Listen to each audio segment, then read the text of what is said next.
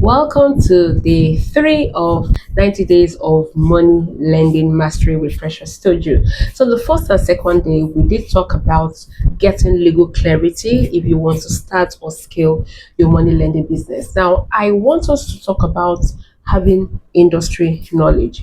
I know a lot of you must have heard me say this story one time or the other. I'm still going to say it anyway. So, when I wanted to start coaching, I launched a particular coaching program then called Business and Legal Structure Coaching, and the whole essence was to help SMEs and business owners and startups avoid costly legal mistakes. Because over time, as a lawyer in court practice, I had seen a lot of SMEs and business owners, make mistakes, and I'm like, these things you can easily avoid them even without having a lawyer on board. I said, okay, let me start with SMEs. And I did a webinar. People attended the webinar and they were like, oh wow, this is great. I still have testimonials. Where have you been?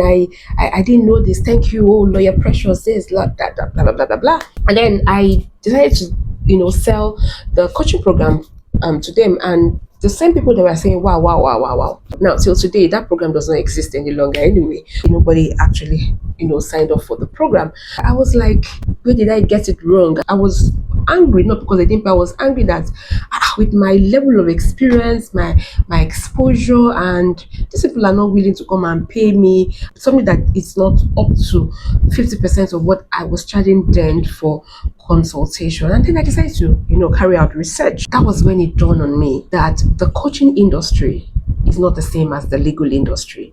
That yes, I am in the legal industry, I have the knowledge, I have the experience, I have the expertise, but I cannot just bump into the knowledge industry, which is, by the way, also the coaching industry, and want to teach people.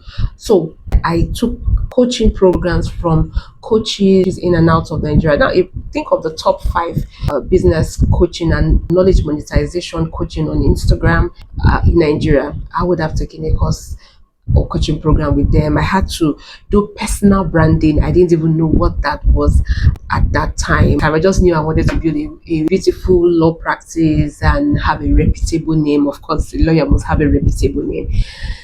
Then I got into the coaching programs, and then I discovered that the coaching industry is a different ballgame entirely. You may have the knowledge, the expertise, the exposure, but if you don't know how to sell your products, how to package your knowledge into a product and sell to your target audience, you would just be there with all the knowledge and experience that you have. So I had to relearn and unlearn some things. I had to learn things like client avatar. I need to know what to create a product. I need to identify my target audience. I needed to know sales funnel. I needed to know how to tell relatable stories, just like this one that you're listening to. So that was when I was like, wow.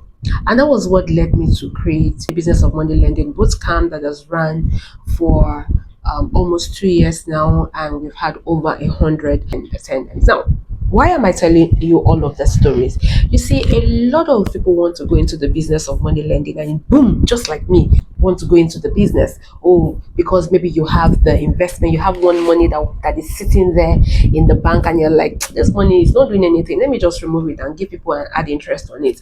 Or you have some partners that are willing to invest and partner with you, or a good digital platform, or you have even been in the banking sector, right? You've worked with a commercial bank, with a microfinance bank, with a finance or credit house, and you feel, I know what it means to run a money lending business. No, my dear, you don't.